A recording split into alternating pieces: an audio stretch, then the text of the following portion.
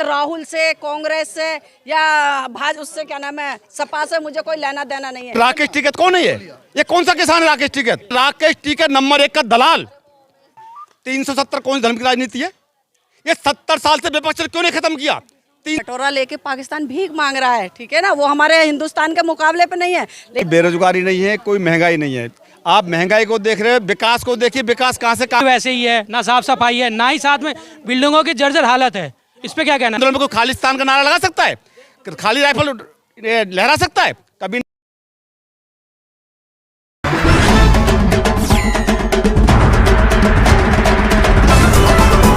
नमस्कार, सत श्री अकाल। आप देख रहे हैं न्यू सिटी एक्सप्रेस और मैं मौजूद हूं इस टाइम शर्मीकुंज 93 में, जहां पे अभी शाम का समय है और पूरा का पूरा चुनावी माहौल बना हुआ है। और कुछ लोग हैं यहाँ पे जो लोकल लोग रहते हैं शर्मीकुंज में, उनसे जानेंगे यहाँ पे क्या विकास हुआ है और आने वाले चुनाव जो चल रहा भी चुनाव और 26 तारीख को यहाँ पे वोटिंग होना है, उसमें किन पार्टियों को वोट देते हैं।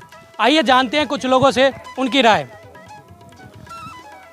आप बताएं, अभी इस टाइम पे 26 तारीख को वोटिंग होना है, ये गौतम बुद्ध नगर का जिला है, तो यहाँ पे क्या विकास हुआ और किस तरीके से हुआ है? देखिए, जो विकास गौतम बुद्ध नगर के अंदर माननीय डॉक्टर महेश शर्मा जी किया है, माननीय विधायक पंकज सिंह जी ने किया है, बहुत अच्छा विकास एक लॉ एंड ऑर्डर कंट्रोल के अंदर योगी जी सरकार में, माननीय प्रधानमंत्री ये मोदी सरकार में इतना अच्छा 10 साल का शासन वो 70 साल से मोदी जी ने तोल के रख दिया। जो 70 साल में जो काम नहीं हो पाए थे वो मोदी जी ने 10 साल में करके दिखाया। गौतम बुद्ध नगर की बात करते हैं, इतने सरल स्वभाव के सांसद, हमारे पारिवारिक रिश्तों को मानने वाले, हर किसी के दुख में, गमी में, सुख में जाने वाले, साथ देने वाले। आप देख लिए आधी रात डॉक्टर साहब का गेट खोल दीजिए, डॉक्टर साहब आपको उसका रिजल्ट देंगे, आपको बात पूछेंगे, आपको काम का रिस्पॉन्स देंगे उसका। इससे पहले सांसद बहुत देखे थे जो 5 साल के बाद शकल दिखती थी, चुनाव के टाइम में आते, चुनाव के टाइम दोबारा देखने को मिलते थे वो, पर लेकिन डॉक्टर साहब 24 घंटे आप हमारी जनता की सेवा में रहते हैं और अच्छी मेहनत करते हैं। और दूसरी बात, जेवर जैसा एयरपोर्ट, जो विकास के नाम की बात करता हूँ, जेवर जैसा एयरपोर्ट कभी सैफई जा रहा था, कभी और कहीं जा रहा था। मुलायम सरकार में सैफई जाने का पूरी प्लानिंग थी जेवर एयरपोर्ट को ले जाने की, पर लेकिन ये डॉक्टर साहब की सरकार, भाजपा सरकार आने पर, योगी सरकार आने पर, जब डॉक्टर साहब केंद्रीय मंत्री बने तो इसके बाद में जेवर एयरपोर्ट पे जेवर में लेकर के आई इस एयरपोर्ट को। और इस एयरपोर्ट से हमारे बच्चों को रोजगार मिलेगा, यहाँ की जनता को रोजगार मिलेगा, गौतम बुद्ध नगर की जनता को रोजगार मिलेगा, कोई बाहर से नहीं आएगा, सब रोजगार यहीं पर। कहीं ना कहीं जनता ये सिर्फ कह रही है कि सिर्फ जेवर में एयरपोर्ट बना देने से क्या रोजगार बढ़ जाएगा? अशोक भाई, जेवर में एयरपोर्ट बनने से आप देखिए, एशिया का पहला नंबर का एयरपोर्ट है, यह गौतम बुद्ध नगर किसानों की ज़मीन है, किसान लोग यहाँ पर रहते हैं। जब किसान अपनी सब्जी उगाएगा, आलू उगाएगा, टमाटर उगाएगा, प्याज उगाएगा, गेहूँ उगाएगा, कुछ भी फसल करेगा, कुछ भी अपनी ज़मीन में उगाएगा, तो अगर उसकी फसल यहाँ नहीं बगे, सीधा एयरपोर्ट सीधा बाहर लेके जाएगा, अपने मनमानी दामों से बेचेगा उसको। लेकिन कहीं ना कहीं किसानों में आक्रोश है, वो कहते हैं हमारे फसल का मूल्य नहीं मिल रहा है, इस पर क्या कहेंगे? ये किसानों में आक्रोश नहीं है, वो दूसरा समूह बैठा हुआ है जो ब्रोकर बोलते हैं ना उसको। ये राकेश टिकैत कौन है ये कौन सा किसान है राकेश टिकैत?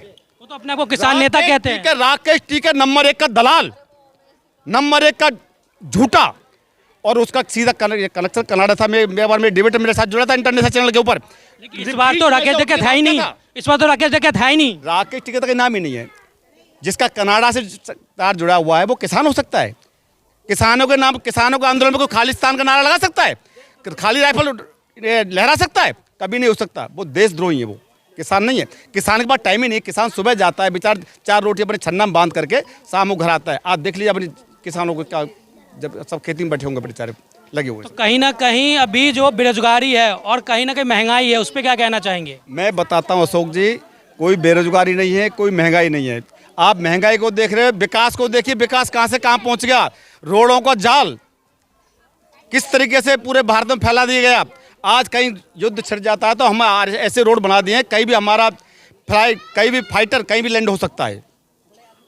ये बहुत बड़ी बात है। ये चाइना से बॉर्डर लगा हुआ पूरा। अभी हम शर्मीकुंज में खड़े हैं और शर्मीकुंज को देखा जाए तो उतनी साफ सफाई, स्वच्छता को लेके और विकास के लेप के कहीं ना कहीं वह छूते हैं। देखो, शर्मीकुंज के अंदर स्वच्छता को लेकर के अथॉरिटी ने सफाई वाले कर्मचारी लगा रखे हैं यहाँ पर। घर घर जाकर बैल बजाते हैं कि अपना कूड़ा गाड़ी के अंदर डालिए। ये सफाई का माहौल मान लीजिए।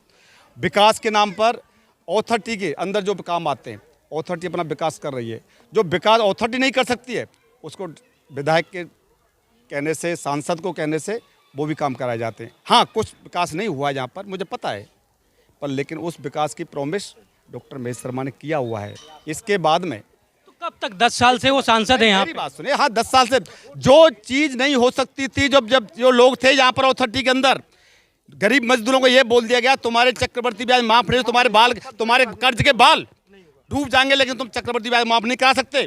पर लेकिन हमारी श्रमिक विकास समिति ने वो चक्रवर्ती ब्याज भाजपा शासनकाल में डॉक्टर महेश शर्मा जी बोल करके, विधायक पंकज सिंह जी बोल करके वो मुद्दा हमने विधानसभा में उठवाया, और इसके बाद चक्रवर्ती ब्याज को ओटीएस स्कीम ला करके श्रमिक कुंजों की वजह से पूरे उत्तर प्रदेश में ओटीएस स्कीम लागू की गई थी। वो कहीं ना कहीं विपक्ष आरोप लगाते रही है कि सिर्फ ये धर्म की राजनीति करते हैं और कुछ नहीं, हिंदू मुस्लिम कर रहे हैं। इस पर क्या कहना चाहेंगे? 370 कौन सी धर्म की राजनीति है? ये 70 साल से विपक्ष ने क्यों नहीं खत्म किया? 300 आप बताइए, 370 कौन सी धर्म की राजनीति है? राम मंदिर हमारे सभी, ये 142 करोड़ देशवासियों का राम मंदिर है। जो हिंदुस्तान के अंदर जो निवास करते हैं वो सभी सनातनी हैं, जो हिंदुस्तानी हैं। वो 550 साल से क्यों इसका प्रतीक्षा कराई थी? क्यों 70 साल से हमारे भगवान प्रभु राम टेंट के अंदर बैठा रखे थे? कहाँ गई थी वो करती विपक्ष? ये धर्म की विवक्षा है, ना कि क्या कहते हैं राजनीति की। धर्म की विपक्ष, ये जो राजनीति कर रहे, क्या वो धर्म में नहीं है? क्या वे हिंदुत्ववादी नहीं है? क्या सनातनी नहीं? वो आप बताइए मुझे। जो मुस्लिम भाई आपको बोलते हैं वो भी उनके पूर्वज सनातनी थे, और वो मानते इस बात को। वो सनातनी हैं, हिंदुस्तान में निवास करने वाले सभी सनातनी है। वो ऐसा कोई भी नहीं है। मोदी जी केवल विकास की राजनीति करते हैं, भाजपा विकास की राजनीति करती है, किसी धर्म की राजनीति नहीं करती है, किसी और बकवासी राजनीति करती है। आप देख लीजिए, जिस हिंदुस्तान के प्रधानमंत्री को कोई वीजा देने को तैयार नहीं होता था, इस हिंदुस्तान के प्रधानमंत्री को एक क्या के ये महिला के नाम से संबोधित करता था, वही पाकिस्तान कटोरा भिखारी आज अमेरिका जैसे देश। कहीं ना कहीं जो प्रधानमंत्री है मोदी जी हैं, वो पाकिस्तान पे तो बोल जाते हैं, चीन को कुछ नहीं कहते हैं। चीन की हवा खराब है, देखिए चीन को पूछा आपने। लेकिन चीन का नाम ले क्यों नहीं बोलते? पाकिस्तान के तो बोल देते हैं। चीन का नाम लेके नहीं, चीन की हवा खराब है, चीन कहीं नहीं नजदीक। तो प्रधानमंत्री नाम लेके क्यों नहीं बोलते? चीन तो गया कहाँ? अमेरिका जैसा शक्तिशाली देश एक प्रधानमंत्री के लॉ एंड ऑर्डर को तोड़ करके एयरपोर्ट में स्वागत के लिए खड़ा होता है, और वही अमेरिका था जो वीजा देने को तैयार नहीं होता था भारत के प्रधानमंत्री को। इतना फर्क है मोदी जी के शासनकाल में और कांग्रेस शासनकाल में। सर, आप यहाँ पे रहते हैं श्रमिक कुंज में, और ये पूरा गौतम बुद्ध नगर जी का जिला है, क्या विकास हुआ है यहाँ पे? विकास तो हुई है, इसमें तो कहने लायक कोई ऐसा मुद्दा नहीं कि कोई कहेगा विकास नहीं हुआ है। अब कुछ ना कुछ जगह जब होता है तो कुछ जगह विकास कम होती है। इसके लिए कि लोग एक देखिए, विपक्ष क्या हुआ, कुछ ना कुछ कमियां उठा के शोर मचाना, दिखाना, लोग से ये करना ही तो उनका, हमारा एक जो है ना उसका सर्वाधिकार होता है। मुद्दा कुछ ना कुछ दिखाना, बताना, ये सब उसका तो ही मुद्दा है।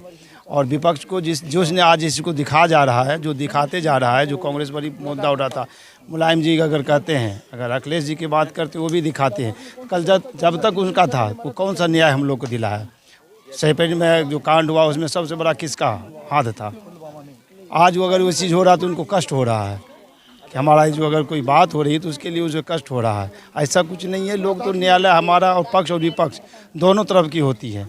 पक्ष विपक्ष का अगर नहीं उठाएंगे तो हमको बहुत तो कहना आपका है कि विपक्ष होना बहुत जरूरी है। चलिए, होना जरूरी है। सर, विपक्ष पे आज के समय कोई समय बचा ही नहीं है। वोटर उनके पास है ही नहीं। क्यों नहीं है?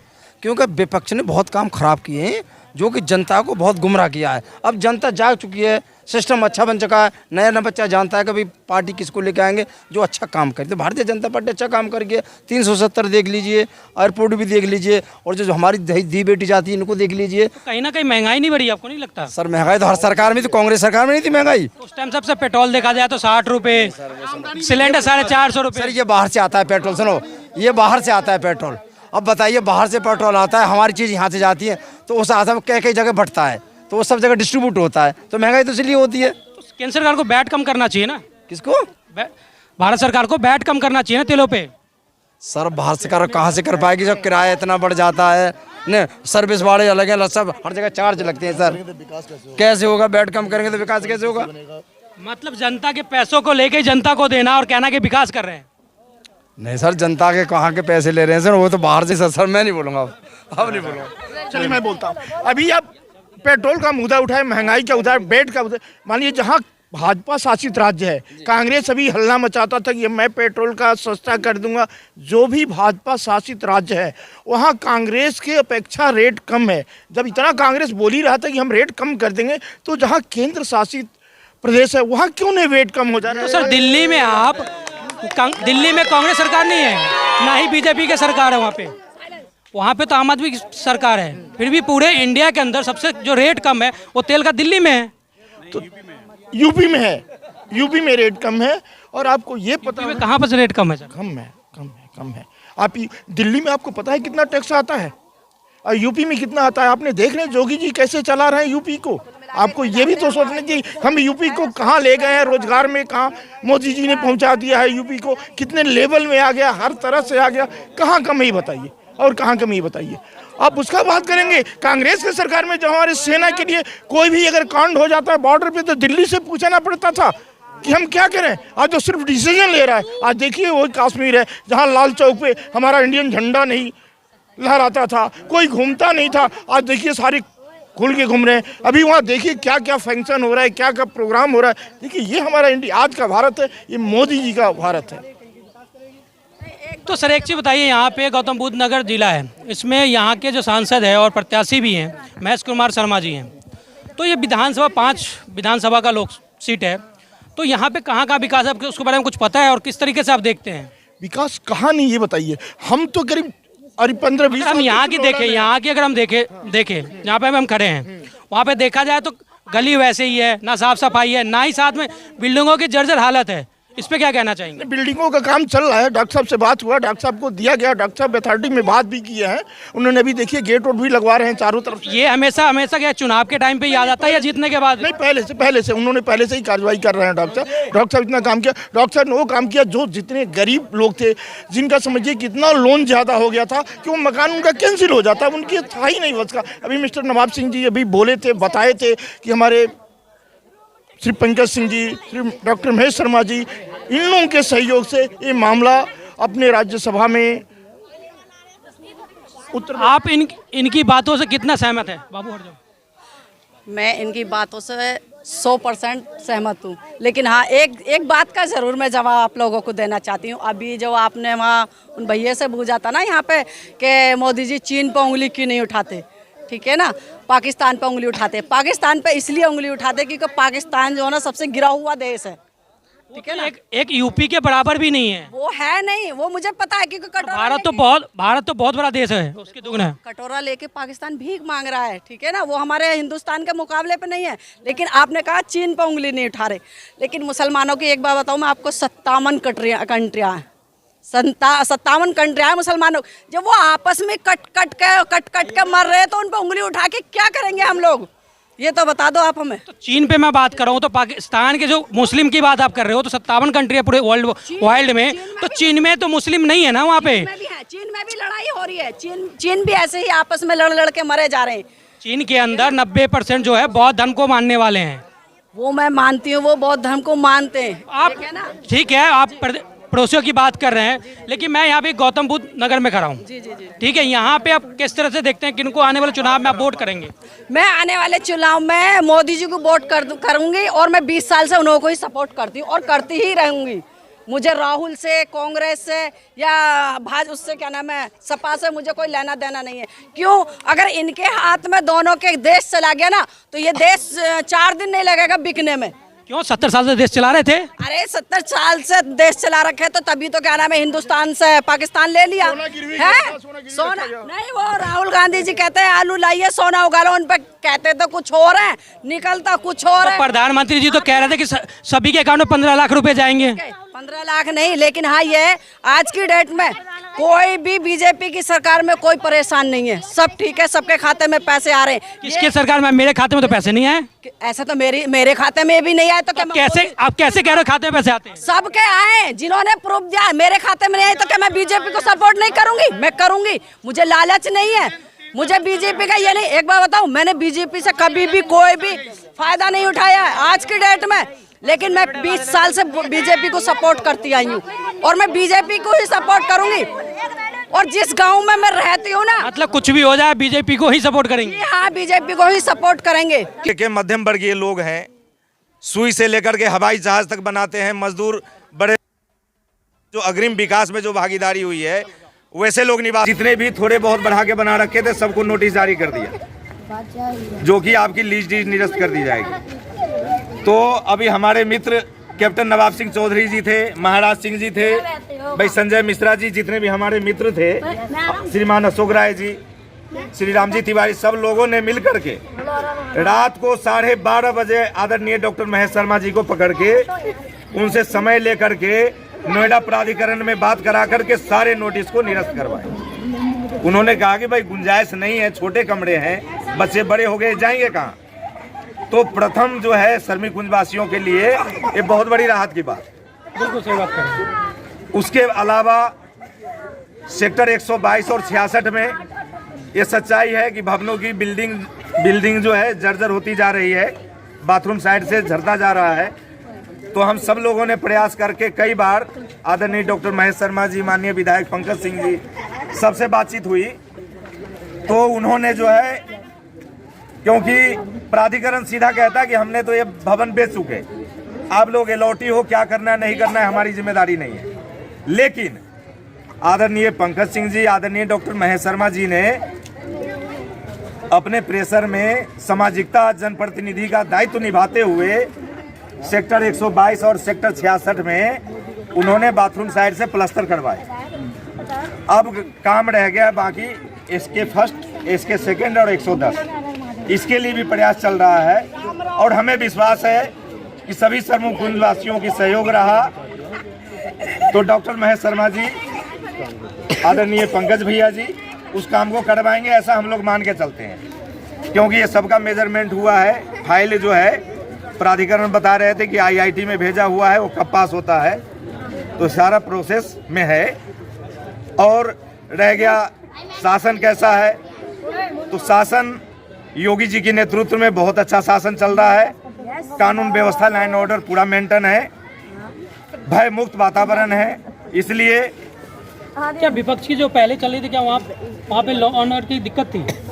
हाँ, लाइन ऑर्डर की दिक्कत थी पहले दिक्कत क्या थी कि सिर्फ जो है बाहुबल, पैसा बल की सुना जाता था। लेकिन आज के टाइम में नहीं, आज के टाइम में कोई भी गरीब घर की बहन बेटी हो या गरीब से गरीब आदमी हो, उसकी भी थाने में, शासन प्रशासन में, जिलाधिकारी कार्यालय में, तहसील में, सब जगह उसकी बात को सुनी जाती है। कहीं ना कहीं जहाँ पे भी देखा जाए, कहते हैं बाबा का बुलडोजर, और जिसने किसी अपराध को, जुर्म को, कार्य को किया हो, लेकिन उसके फैमिली की जो मकान बनाए रखते हैं, घर मकान जो बनाते हैं, उसको तोड़ दिया जाता है। इसको कैसे देखते हैं? देखिए ऐसा है, ये तो श्री रामचरितमानस में वर्णन है, कर्म प्रधान विश्व करी राखा, जो जस कतई तसई फल चाखा। तो जैसे मनुष्य कर्म करता है उस अनुसार फल मिलता है। तो कहीं ना कहीं अपराधी को मिलना चाहिए ना, कि उनके परिवार को मिलना चाहिए। देखिए होता क्या है कि सपोज कीजिए कि अभी हमारे मुखिया देश के जो है मोदी जी हैं, तो वो जैसे करेंगे उसके प्रभाव पूरे देश में पड़ेगा। तो उसी तरीके से अगर कोई घर का मुखिया क्रिमिनल है, अपहरण करता है, समाज में भय का वातावरण फैलाता है, गरीब आदमियों की जमीन को कब्जाता है, गरीब की बहन बेटियों की इज्जत आबरू से खेलता है, तो उसका कहीं ना कहीं उसमें परिवार की भी भागीदारी होती है उसके गलत कृत्य में। जैसे अब देखते होंगे कि बाप ने किया, बेटा उसके सहयोगी है, उसके साथ उसके भाई सहयोगी है। अभी देखे होंगे कि अभी जो है एक चुनाव जो है वो हार गए थे, नाम आपको पता होगा, तो उनके जो है उनको जो है उस रंजिश में आकर के उसको मर्डर करवा दिया गया। ये कहाँ का न्याय है भाई? पब्लिक अगर चुनती है, आम जनमानस जनप्रतिनिधि के चुनाव करके वोट देती है, और उससे आप कोई रंजिश मान करके उसके विरुद्ध जो है कठोर कदम उठाए, उसके साथ घृणित कार्य करे, तो ये कहाँ का न्याय है? इसीलिए बाबा का बुलडोजर भी सही है, और जो मोदी जी, माननीय अमित शाह जी और योगी जी जो निर्णय ले रहे हैं, हम सबका विश्वास है सनातन धर्म को आगे बढ़ा रहे हैं, देश की रक्षार्थ के लिए कर रहे हैं, हम सबको मंजूर है और हम सब उनके साथ हैं।